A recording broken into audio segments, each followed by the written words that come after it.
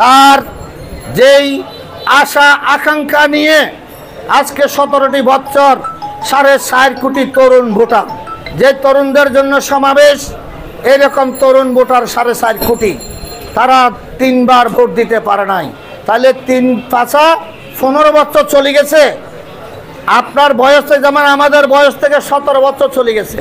15 বছর খাইছে আওয়ামী লীগে শেখ হাসিনা, 2 বছর খাইছে কি ফখরুদ্দিন মহিউদ্দিন। আমাদের এই বয়স থেকে 17 বছর চলে গেছেন। ঠিক একইভাবে এই 15টি বছর যারা ভোট দিতে পারে নাই, তাদের ভিতরে একটা ক্ষোভ আছে কিনা? তাদের ভিতরে ক্ষোভ আছে, ভোট দেওয়ার জন্য আশা আছে। তো সুতরাং এই আশা যদি তারা প্রতিফলন করতে না পারে, ওই ক্ষোভটা বিক্ষোভে পরিণত হবে। সেই বিক্ষোভ দাবানলের মতো, আগ্নেয়গিরির মতো দাও দাও করে জ্বলবে, কেউ দাবিয়ে রাখতে পারবে না।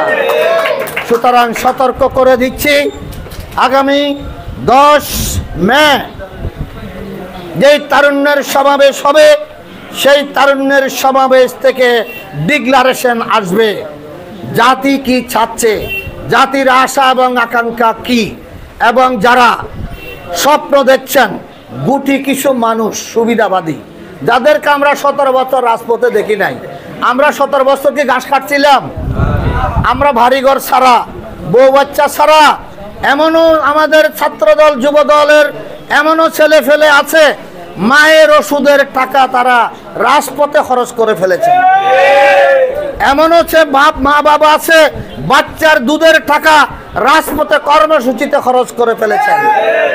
এই ক্ষোভ আপনি কি দাবিয়ে রাখতে পারবেন? পারবেন না। সুতরাং সতর্ক হয়ে যান।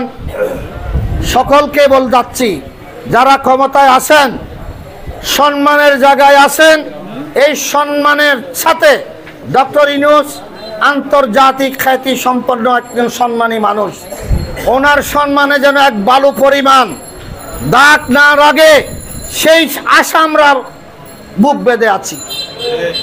ডক্টর ইউনূস আমাদের চট্টগ্রামের মানুষ, আমরা ওনাকে নিয়ে গর্ব করি। ওনার এই ইমেজে যেন কেউ বিন্দু পরিমাণ যেন দাগ রাখতে না দেয়, সেই সম্মান নিয়ে যিনি আবার মৃত্যুবরণ করতে পারেন, সে আশা নিয়ে আমরা আছি। যেমন ওনার এলাকার আরেকজন মানুষ আছেন, এতদিন সম্মানী ছিলেন, ওনার নাম বলতে পারবেন? কে পারবেন? হ্যাঁ, কর্নেল ইব্রাহিম। কর্নেল ইব্রাহিমকে সবাই সম্মান করতেন না? সবাই ইজ্জত করতেন না? টক শোতে এসে কত সুন্দর সুন্দর কথা বলতেন। এখন কর্নেল ইব্রাহিমকে খুঁজে পাওয়া যাচ্ছে? খুঁজে পাওয়া যাবে না। একটু হেরফের হলে খুঁজে পাওয়া যাবে না। সুতরাং আমরা চাই আপনারাও শান্তিতে থাকেন, ভালোই ভালো একটা নির্বাচন দিয়ে সম্মানের সাথে আপনারা চলে যাবেন। দেশে গণতান্ত্রিক সরকার আসবে, গণতান্ত্রিকভাবে রাষ্ট্র পরিচালনা হবে, মানুষ তার স্বাধীনভাবে ভোট দেবে, নিজের প্রার্থী নির্বাচিত করবে। আমি আমার বক্তব্য দীর্ঘায়িত করছি না। 10 তারিখ আপনারা একটু কষ্ট করে, যুবক যারা আছে, বন্ধু বান্ধব, আত্মীয় স্বজন, ছাত্র জনতা, প্রত্যেকে, যুবদল, ছাত্রদল, স্বেচ্ছাসেবক দল, কৃষক দল, আপনারা নিজের বন্ধু বান্ধব, আত্মীয় স্বজন, যুবক যারা আছে 35 বছরের নিচে, তাদেরকে উদ্বুদ্ধ করবেন, তাদেরকে দাওয়াত করবেন।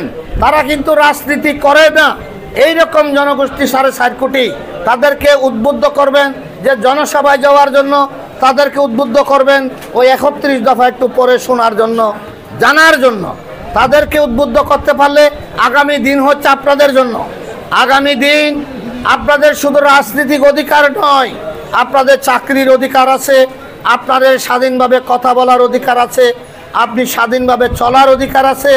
আপনার যে এতদিন এই বিপদগ্রস্ত অবস্থায় ছিল, যে কথায় কথায় গুম করতেন, কথায় কথায় মিলাদ শরীফ থেকে এবং আলেম ওলামাদেরকেও বের করে দিতেন, এরকম 1 ইঞ্চি জায়গা কারোর জন্য রেখেছিল আওয়ামী লীগ? 1 ইঞ্চি জায়গাও রাখে নাই। সুতরাং এই স্বাধীন সার্বভৌম রাষ্ট্রকে আমরা, যে তারেক রহমান বলেছিলেন টেক ব্যাক বাংলাদেশ, বাংলাদেশ আবার আগের জায়গায় ফেরত যাবে। আগের জায়গাটা কি ছিল?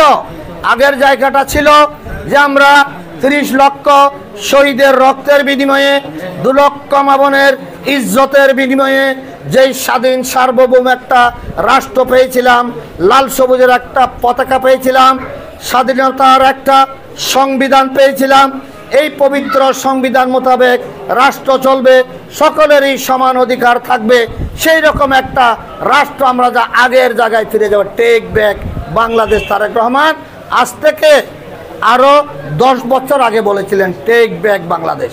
সেরকম একটা দেশে আমরা ফিরে যেতে চাই রাষ্ট্র মেরামতের জন্য।